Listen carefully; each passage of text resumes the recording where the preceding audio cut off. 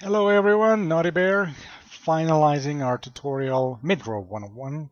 In this tutorial I'm going to point out and demonstrate the common mistakes that people may do in a game of Nexus Wars when it comes to playing in the mid-row.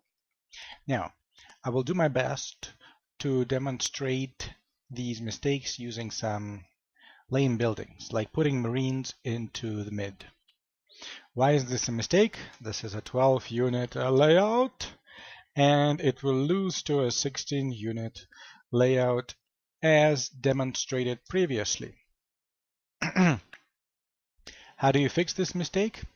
Very easily. You pay attention and you build like a pro. Okay, that's all what you do. Remember, there are units at the back of the Nexus. There are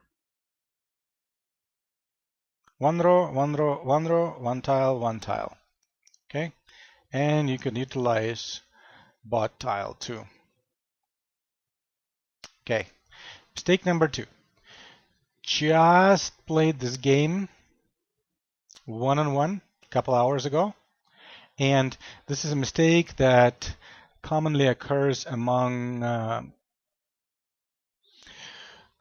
clan people who play in clans. They're used to opening bot mid, and they're used to being cocky, and they're used to being covered by the strength of their teammates, so they can be easily carried towards victory, so they can do things and get away with them. Nonetheless, playing a game, somebody opened bot mid, somebody filled up their mid as they're supposed to, and then they decided to put scouts here at the head of the bot mid.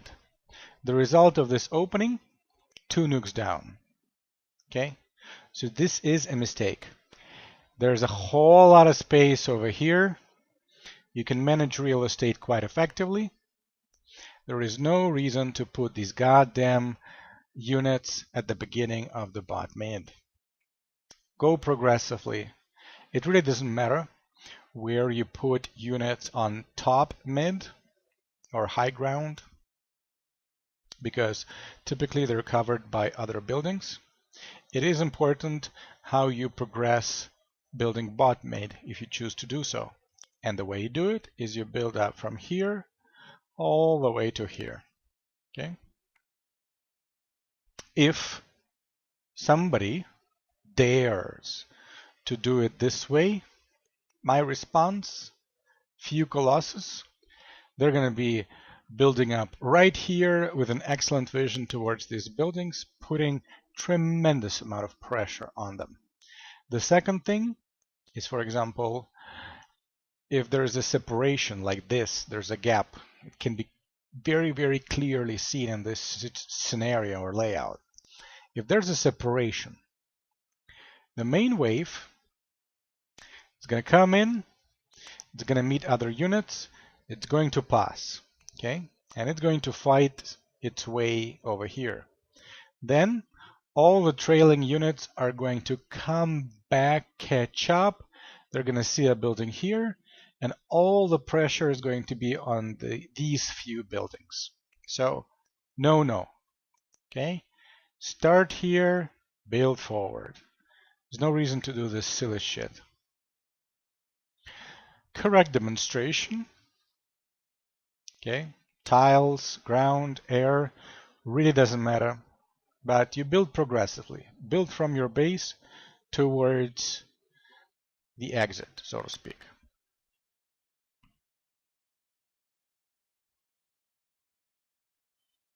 And you will save yourself a nuke or two, or maybe even a game. Now, when people get cocky, they get bad habits. When people get bad habits, they get bad losses. Okay, period. Not much to it. Unit compositions. Okay, so what are the unit compositions? Okay. Let's say, for the sake of demonstration, all of these silly zerlings that will never see their way into the mid-row unless you're trolling somehow. Let's say all of these units are immortals. Okay, I'm just showing it so you can see that it's a bad habit to put only immortals in the mid row. Now, what's going to end up happening if top has no air support, bottom has no air support, and mid has no air support, there you go. You have a perfect opportunity to be hard countered. So avoid this. Be the guy who is like, all right, I have my, for example, 8 immortals here. You go top, make some air. I need air support. We need air support. Bottom, can you cover air? Whatnot. If they cover air, okay. If they don't, if you're like, hey, can you make some Vikings? I need to defend my immortals. And they're like, you want Vikings, man? Okay. And they make banshees, or they make tanks, or some other bullshit. Then you might as well get started on making some air support units for yourself, and feel free to incorporate it into mid. There's a perfect space here to put in 8 air units. Okay. So either watch out, it's a good habit to mix in some air defense capabilities into your mid row. It will become much, much more durable. So for example, you can have Hydras and Archons there. Okay. Now these guys are going to be much, much more durable when it comes to Banshees, Mothership Cores, and whatnot. Okay. Next. So what happens when people make all immortals without any defense capabilities in terms of when it comes to air is that they will tank through the mid game. They will force nukes, they're going to dominate the game, but then if the other side realizes, hey, they only have ground, let's go air, they're going to take their time to build air because it's typically a very, very expensive transition. But when they do, how are you going to kill, I don't know, scouts or battle cruisers with immortals? You just can't. So either build air support in or ask for it. If your teammates are not cooperating, well then it's up to you to pull up the game as usual. Well, that's my attitude, I guess. Now, another mistake is putting units in mid-row that can be hard countered. Okay, so there you go. We have a perfect layout, man. And this growing conspiracy, let's say somebody is part of the conspiracy that Warhounds is countering immortals. By the way, I just received a special report. That since the video of recountering or being countered has been released, there is a diminishing trend of using Warhounds versus immortals. I mean, some people still do it, but okay. Anyway, as it is clearly demonstrated in my Immortal versus Warhound video, Emo Rapes Warhound. So putting this crap into your mid row, I mean, good luck dealing with immortals or anything else for that matter. You can get away with rushed tanks, but it only works on people who are not prepared. Some people just mass out tanks in mid, and they're going to have a good ride for about 15 minutes, and then they're just going to crash into a counter wall. Next mistake, not putting heavy units mid. Typically, it happens to new players. Not you, you're going to be just fine. So, okay, you're firmly in your saddle, and you're putting your stuff in the mid. Cool, okay? Now, this, what is this? I'm like, we got Stalkers, okay, we got Emos. What the hell is Colossus doing in bot? Honestly, this crap should go to the mid row, okay? How to correct this mistake? Okay, it's very easy. You just put heavy shit in the mid. Archons are heavy shit. It's a good unit to put in the mid. Colossus definitely goes into mid. Even if it's countered by air, it's still a good unit to have in the mid.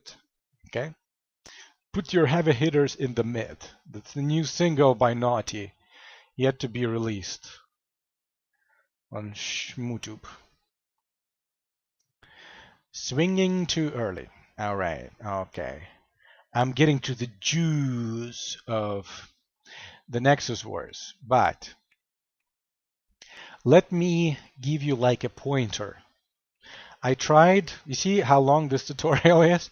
It is 2 hours and 17 minutes. That means I spent a good 2 hours figuring this shit out. And let me tell you, I haven't. Okay. The reason I haven't figured this shit out is because I play too many one-on-one games. So my advices for swinging mid in Prez are terrible, and my advices in swinging mid in pubs are there, but they're not cool because I rely heavily on my defense. But let me give you a pointer. The pointer is, if it so happens that enemy waves are approaching at the same time from both sides, something wasn't done correctly with how the mid was handled and where the units were sent. Okay. One of the common mistakes is that people swing their mid too early.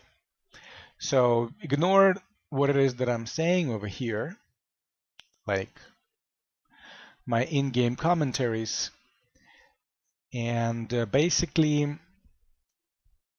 there are a few things that you want to be able to know and recognize. First is swinging mid too early. And the addition to that is not building up the lane. So a person like sees, okay, I got units here, they send mid too soon, top is turned, they're like, okay, let's send top. Top is just slowed down, bottom is pushing, they go, oh, I'm gonna send bot. So what ends up happening, neither of lanes are turned, but in fact they just keep on pushing from and keep on stacking, you know.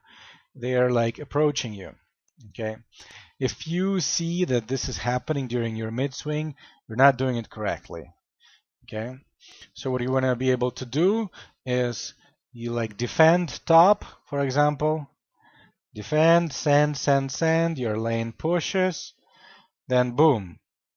You send it so your units kind of meet the other units over here. You defend it, they push, they develop momentum, they create issues. You recognize the enemy wave approaching, you swing the mid, boom, you defend here or here, you build up, and you put pressure.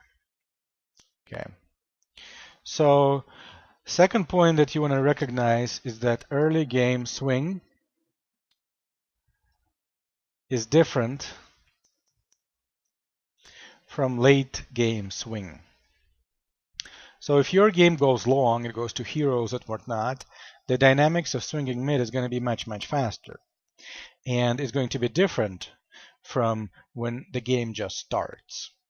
So one of the things that people don't do is that they don't adjust their mid-swing pattern from the previous game. You know, they start out well, they play a fast-paced game, they micromanaging heroes, whatnot. So remember, the next game, it's a blank page. So you have to restart and you have to readjust your mid-swing pattern towards the early game. Now, what I had discovered, and this is in like an advanced topic, probably looking into a separate tutorial on mid-swing once I have completely figured it out, is that there are phases there. So phase 1, okay, early game. Oops. Phase 2, late game. Now there's a difference if you play mid alone on your side and nobody plays mid on the other side. Okay, it's a different mid game. Okay, and mid game in and of itself, it is another game. You know, like Nexus Wars is a game. There's a countering game. There's a mid-row swing game. There's a hero game too. You know, so these are games within a whole large game of Nexus Wars. Okay, there is a difference when you play clan versus clan. Let's put it this way, typically referred to pre versus pre, which is prearranged versus prearranged. I just make it PvP. Okay, and there's another difference when you play one-on-one. Okay, my mid swing is just way too one-on-one-ish. So once I transition out of one-on-one mid swing and I know all the differences between one-on-one and pubs when somebody else plays mid, then I will make a really good tutorial on mid swing that will probably have 3 sections in it. Other than that, we had covered why and why not. We had covered the layout, the unit composition, the basic mid swing, and common mistakes. So thanks for watching. Have a wonderful day. Enjoy the rest of the summer, and let's have more GGs out there.